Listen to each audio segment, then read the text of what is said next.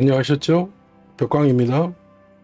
자, 오늘은 이제 그 육친론 기초 강의 세 번째 시간인데요. 지금 비견에 대해서 배우고 있지 않습니까? 저번 시간에 이제 비견이 하는 일, 그래서 첫 번째로 우리가 일간의 뿌리가 된다라는 주제를 가지고, 그렇게 되면 이제 통근이란 개념이 등장하고, 그 통근이 됐을 때, 어떤 의미가 되는 건지, 신왕의 의미에 대해서도 한번 설명을 드려봤죠. 자, 그래서 이제 지난 시간에 이제 그 통문에 대해서 한번 말씀드렸고요. 자, 오늘 비견이 하는 일 두 번째 시간으로 이제 그 재성을 극한다. 또 여기 지금 화면에 나와 있는 대로 인성의 생을 나눈다. 이 부분에 대해서 설명드리도록 하겠습니다. 자, 잠시 또 판서 화면을 보시면서 말씀드리도록 하겠습니다.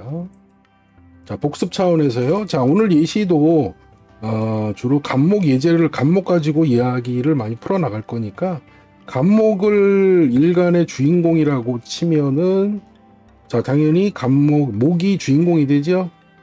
자, 지금 공부하는 비견은 간목이었을 때 같은 간목을 보면 비견이고, 지지에서는 인목을 봤을 때가 비견입니다.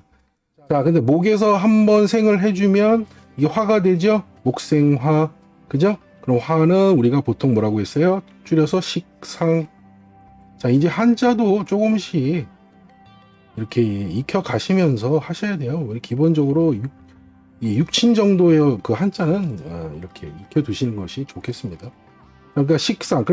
원래는 식신과 상관으로 나뉘는데, 이제 그걸 합쳐서 말할 땐 식상. 그래서 요거는 육친이라고 부르고, 이것을 나눴을 땐 육친이다. 이렇게 부른다고 말씀드렸죠.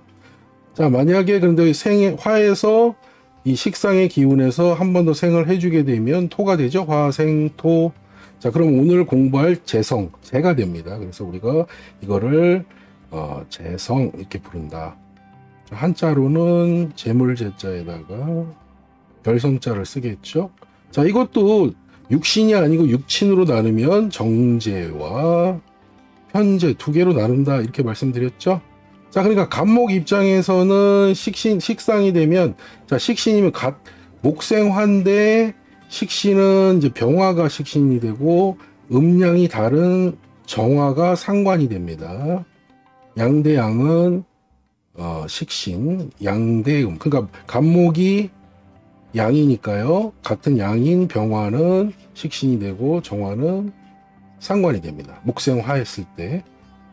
자, 마찬가지로 이제 여기서 한 번 더 했지만, 그러니까 여기 한 번 가면은 생이 되고, 여기서 한 칸 더 건너가게 되면, 이 식상의 입장에서는 하나 생을 해주는 거지만, 주인공의 입장에서는 극이 됩니다. 이렇게 내려가면 바로 극이 되죠.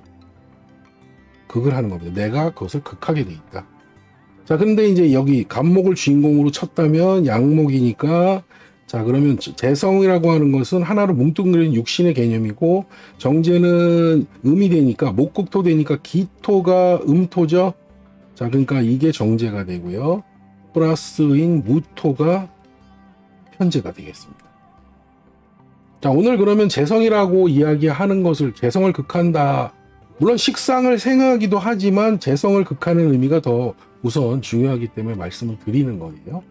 자, 보니까 그래서 그러면 우리가 보통 정제 그러면 남자한테는 이게 처가 됩니다. 처. 그 다음에 편제는 남녀 모두 아버지가 되죠. 그 다음에 이제 여자한테는 시어머니가 바로 정제입니다. 시모가. 자, 그러니까 오늘 복습 차원에서 한번 또 설명드리는 거예요. 그래서 오늘은 이렇게 오늘 간목 입장에서 재를 극한다. 간목의 입장에서 재를 극하는 개념, 그것을 공부하기 위해서 먼저 사전적으로 한번 육친의 도표, 수식 관계를, 생극 도표를 관계를 이렇게 한번 설명을 드린 거죠. 자, 요거를 잘 이해해 주시고요. 자, 그러면 다시 저기로 표로 넘어가세요. 자, 재를 극한다는 개념은 이제 우선은, 그러니까 아까도 말씀드렸지만 오늘은 이제 간목을 예시로 설명드린다고 그랬죠. 간목이 주인공입니다. 그러면 같은 비견은 누구예요? 음양도 같고 오행도 같으니까 같은 간목이라고 그랬죠. 예. 자, 그럼 아까도 말씀드린 대로 천간에서 자, 무토가 있고 기토가 있으면 이것이 편재가 되고 정제가 됩니다. 자, 그러면 아까도 말했죠. 자, 목극토를 하려는데 나만 목극토를 하려고 하는 것이 아니라 비견도 목극토를 하려고 하겠죠, 당연히. 자, 그러니까 이렇게 재물을 극한다. 나누어 먹는 거죠, 한마디로. 나누어 먹는다. 비견은 그래서 재를 극한다는 개념이 바로 이런 개념이 되겠어요. 그래서 예를 들어서 사주에 여기에 이제 간목이 이제 이렇게 세자가 등장을 했다고 예를 들어보겠습니다. 그러면 나 주인공을 빼놓고도 같은 간목의 비견이 2자나 더 되는 거예요. 자, 이런 경우 앞에 무토가 하나 이렇게 등장을 했다면 이 편재가 여기 나타난 것이죠. 자, 이렇게 되면 이 세 간목은 모두 이 하나의 무토를 놓고 극을 하려 들겠죠. 자, 그렇게 되면 여기에 보면 그럼 쉽게 말하면 하나의 돈을 놓고 세 명이 나누어 먹겠다고 서로 탐을 하게 되는 형태가 되겠죠. 자, 이렇게 되면 사주 주인공 혼자만 있을 때와 이렇게 추가적으로 비견이 등장했을 때하고는 상당히 애로사항이 많이 발생할 겁니다. 재물적인 애로사항이 많이 발생한다는 것이죠. 자, 이런 것을 우리가 쉽게 말해서 탈재 이렇게 이야기합니다. 탈재.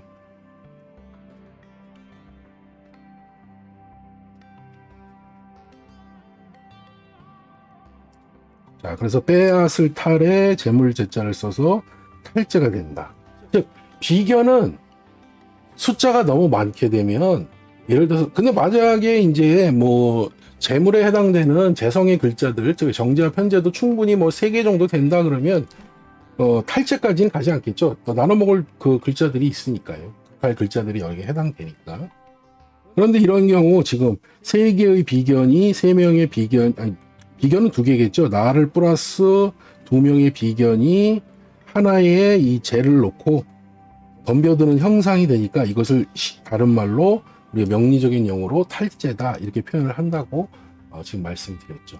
자, 탈재는 이제 앞으로 명리를 공부해 나가는 데 있어서 계속 등장하는 단어니까요. 꼭 기억을 해 두시면 좋을 것 같아요. 탈재, 오늘 하나의 용어가 등장을 했습니다.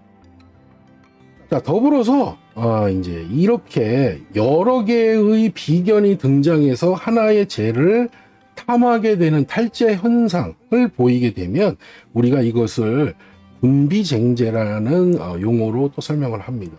자, 그래서 무리 군자를 쓰고요. 비견할 때 비자를 씁니다. 군비쟁은 다툴 쟁자죠. 그 다음에 재물재자를 쓰게 됩니다. 그러면 이게 군비쟁제. 자, 군비쟁제는 비견이 무리를 져서 재물을 다툰다 이런 뜻이 되겠죠. 좀 이러한 상황이다 이렇게 보시면 되겠어요. 자, 그럴 때 나타나는 재물의 탈취 현상은 탈재다 이렇게 이해하시면 되겠죠. 자, 물론 이제 이건 이제 극단적인 예를 설명드리기 위해서 이제 말씀드린 거고요. 이제 뭐 이런 형태로 되면은 이제 보통 탈재가 심하고 군비쟁제가 나타나는 현상의 사주는 우리가 보통 그래서 가난한 사람의 사주, 가난한 사람의 사주다 이렇게 얘기하고 심하면 뭐 거지다 그런 이야기 하기도 하는데요. 뭐 요즘은 거지는 잘 없어요. 웬만하면 군비쟁제가 돼도 자기 몸을 써서 이제 돈을 열심히 벌긴 버는데 이제 계속 가난을 잘 벗어나지 못하는 형태가 되든가 뭐 그런 형태가 되겠죠. 자, 그런 경우가 이제 많이 발생될 수 있는 사주라 그래서 과거 고서에는 가난한 사람의 사주 또는 거지 사주 이렇게 설명되어 있는 경우도 있기는. 자, 어쨌든 그러나 탈재라는 용어와 이제 군비쟁제라는 용어를 잘 기억해 두시면 좋겠습니다. 자, 우선 지금 설명드린 거는 이제 천간의 경우만 놓고 말씀을 드리는 거죠. 자, 근데 예를 들어서 좀 예를 바꿔볼까요? 자, 예를 또 바꿔보겠습니다. 자, 예를 들어서 아까 우리 지난 시간에 한번 설명드린 대로 자, 간목일간이 자, 인월에 출생하면 이것도 비견이라고 했습니다. 인월에. 자, 인목이죠. 자, 이건 비견입니다. 그러면 이걸 뭐라고 그랬어요? 통근이 되는 비견이라고 그랬어요. 통근. 아까 천간에 간목이 세자 나와 있는 거하고는 전혀 다른 양상. 이거는 어떻게 돼요? 일간에게 힘을 주는 신왕의 개념이다. 몸신자를 쓰고 자 왕할 왕자를 써서 신왕의 개념. 아무거나 신왕이라고 될 수 없다 그랬죠? 자기 계절을 얻었을 때를 신왕이다. 이렇게 말씀드린다고 했습니다. 자, 그런데 예를 들어서 아까와 같이 이렇게 나도 튼튼한데 자, 여기 무토가 출현했다. 또, 자, 편제.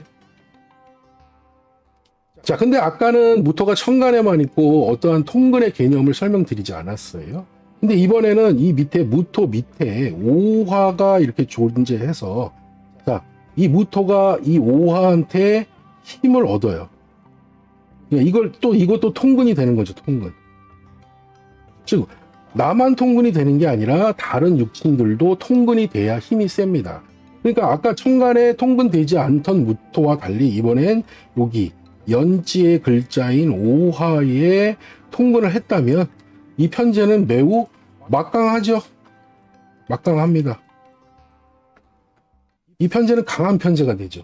자, 그러니까 우리가 아까 이 편제는 다른 말로 또 우리가 육친 관계에서는 뭐라 그랬어요? 아버지다 그랬어요. 자, 그렇게 되면 어떻게 돼요? 나도 튼튼, 아버지도 튼튼 이렇게 되는 구조겠죠. 이런 경우라면. 자, 이렇게 되면 나도 일간도 통근을 해서 튼튼, 또 아버지도 오화에 통근을 해서 부친도 튼튼 이렇게 되면 어떻게 돼요? 집안이 좋아질 수밖에 없는 구조가 되겠죠. 자, 이렇게 되면 양자가 다 통근력을 얻어서 간목 일간도 힘을 비견에 얻은 모양새.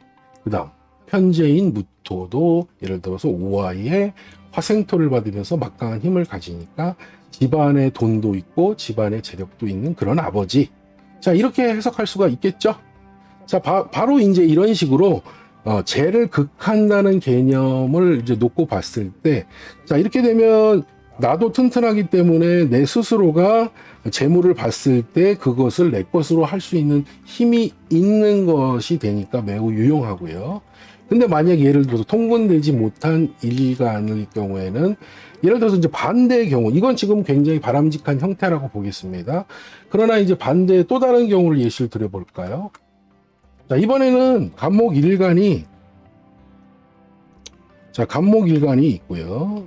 자, 무토가 이렇게 나와 있습니다. 편제가. 자, 이번엔 기토도 나왔네요. 정제도 나왔습니다. 정제, 편제 다 등장했어요. 자, 그 다음에 아까 말한 대로 여기 오화가 있어서 이 말하자면 목생 화니까 이게 상관입니다. 상관. 자, 이 화에 무토든 기토든 화를 보면 다 왕하다 그랬죠. 굉장히 힘을 얻는다 그랬어요. 통근을 해서. 자, 그러면 이렇게 보면 재의 무리는 굉장히 튼튼합니다. 이렇게 되면 재성이 왕하다 이렇게 얘기하는 거예요. 이렇게 왕이라고 붙여주는 거죠. 월지 제 계절을 얻었으니까. 자, 반면에 일간은 통근을 얻지 못했기 때문에 이제 신약한 상태에 빠지죠. 통근을 얻지 못했으니까 당연히 그러니까 내가 힘이 없고 쟤는 왕성하죠. 자, 이런 경우에는 통근을 얻지 못한 내 일간의 상황이 이 과중한 재물을 내 것으로 할 힘이 없게 됩니다. 자, 그렇게 되면 어떻게 돼요? 재물에 치이겠죠. 자, 이런 경우에 예를 들어서 아까 말한 대로 그래서 이렇게 지지의 임목이라도 등장을 해서 월지는 아니더라도 내 몸에 붙어서 이렇게 통근을 만들어주면 여기에 있는 재물들을 다소나마 내 것으로 할 힘이 생기겠죠. 그러나 이것이 존재하지 않는다면 저 재물은 내 것이 아닌 거죠. 자, 이렇게 보시면 됩니다. 그래서 같은 비견이 어떻게 작용하느냐에 따라 이것이 이제 재물이 내 것이 되느냐 아니면 지나치게 많은 비견들이 등장해서 재물을 빼앗아 먹느냐 이런 관건이 되겠죠. 이제 결국은 사주의 구조상에 따라 이야기가 전혀 달라진다 이런 개념으로 이해하시면 어려움은 없는데요. 자, 어쨌든 지금 그래서 이렇게 되면은 자, 통근하지 못한 상황에서는 이 재물을 내 것으로 할 수 없다. 그러면 이게 이제 쉽게 말해서 남의 재물이죠, 남의 재물. 지금 누가 돈이 많은 거예요? 나의 돈은 없고, 뭐 아버지가 돈이 많다든가, 집안에 돈이 많다든가, 이제 본인은 돈이 정작 없고, 뭐 그런 형태들. 그러면서 내가 이제 아버지한테 빌부터 살아야 되는 그런 모양이다. 뭐 이렇게 이야기하기도 하지요. 자, 어쨌든 자, 이렇게 또 볼 수가 있고요. 야, 또 다른 예시를 한번 또 들어볼까요? 자, 예를 들어서 여기 갑목인 사람이 등장을 했는데, 자, 이번엔 월간의 기토가 등장을 했다고 할게요. 자, 이건 정제입니다. 근데 그 옆에 다시 또 갑목이 등장을 했네요. 자, 그럼 이건 비견이죠. 자, 아까 말씀드린 대로 정제는 뭐라고 그랬어요? 남자한테는 처가 된다고 그랬죠, 처. 자, 처가 되니까 원래 우리가 천간합 시간에 배웠죠? 천간합 시간에 갑기합, 토 이렇게 배웠죠. 그래서 갑과 기가 만나면 극하는 게 아니라 갑과 기는 서로 합하려는 성질이 있다 이렇게 말씀드렸죠. 자, 그러니까 당연히 갑목도 기를 합하려고 할 것이고 이쪽 갑목도 기를 합하려고 할 것입니다.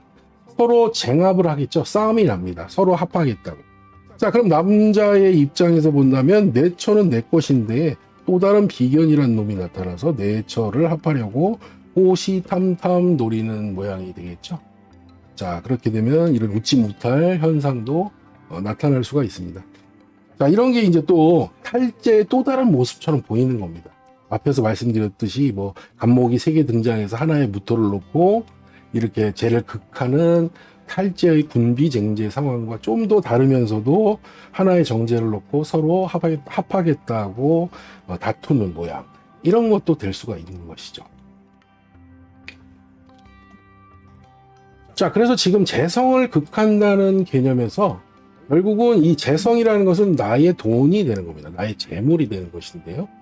그 재물을 내 것으로 하기 위해서는 기본적으로 통근이 돼서 일간의 힘이 어느 정도 있어야 그 재물을 내 것으로 할 수 있다. 자, 우리가 이제 그 병원에 가셔서 몸이 많이 아프신 분들, 환자분들, 힘이 없죠. 힘이 없으면 어떻게 됩니까? 운동할 수도 없고 사회생활을 할 수도 없고 몸이 아프니까요. 그러니까 모든 것을 내 것으로 하기에는 너무 어려운 상황인 거죠. 그러나 건강한 사람은 어떻습니까? 몸이 튼튼하죠. 운동도 열심히 해서 몸이 아주 막강합니다. 근육도 있고요. 그런 사람은 어떻게 열심히 일해서 돈을 법니다. 그럼 그 돈은 자기 겁니다. 즉 이렇게 자기 몸이 튼튼해야만 재성은 내 것으로 쓸 수 있다는 거죠. 자, 그것을 염두에 두시라는 거죠.